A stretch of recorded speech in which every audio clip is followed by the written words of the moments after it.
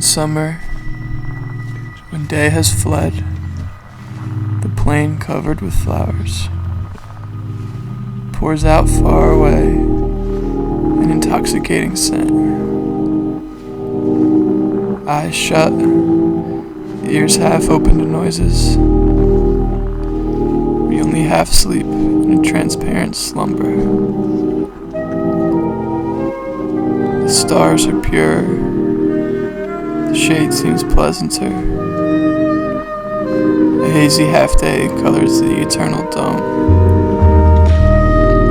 And the sweet pale dawn, awaiting her hour, seems to wander all night at the bottom of the sky.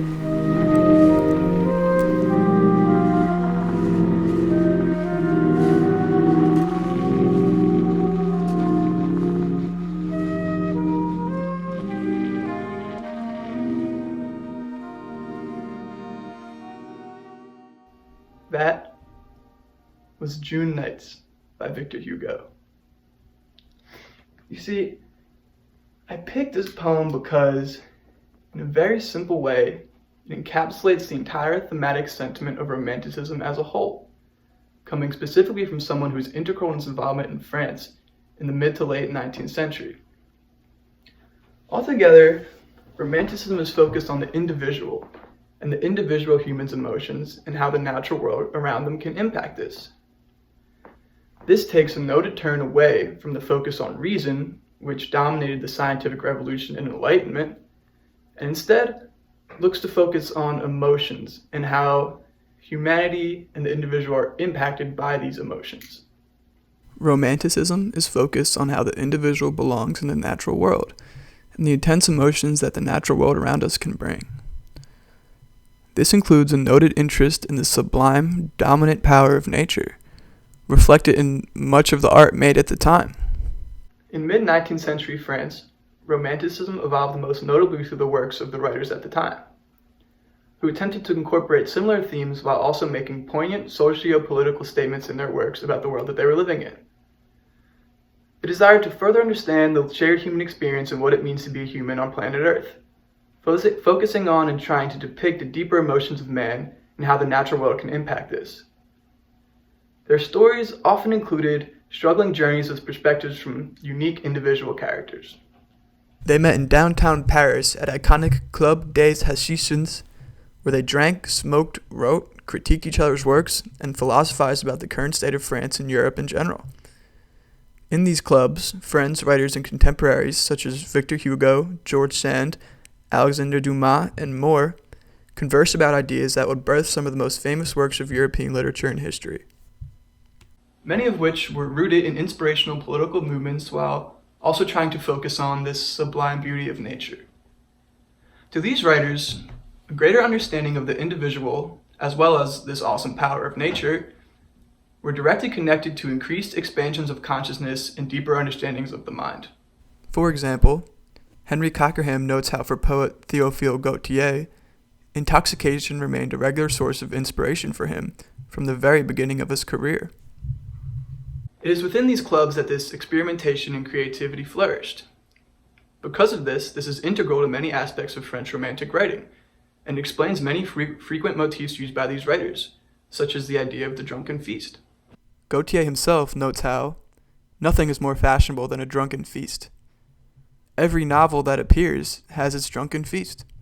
At these clubs, some of the most legendary works of European literature ever were being created and operated in direct response to the recent political turmoil that many of these writers had experienced firsthand.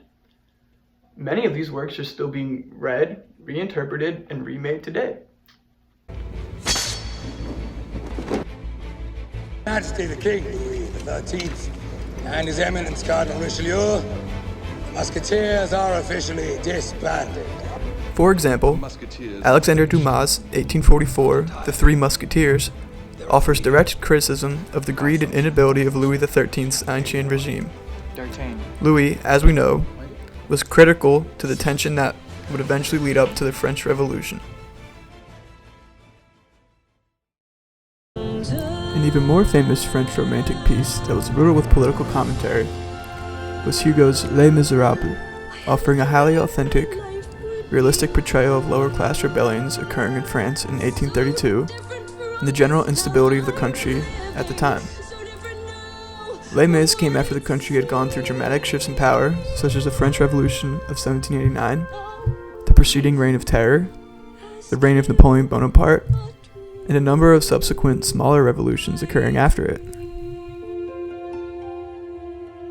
Historical French Romantic pieces like Les Mis examine how the individual responds to and the individual impact of such events on people.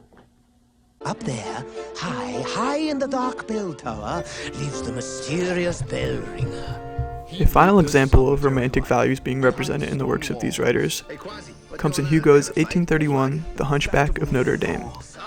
Here, he focuses on the individual plagued by extremes and how the world around him treats him, which then shapes his emotions and how he perceives himself. The French Romantic writers modernized culture and literature in ways that are still evident today. They were born from political strife and created works that push the limits on how much art can express political views. They sought to fully understand the limits of the mind and then worked to capture such emotions on the page.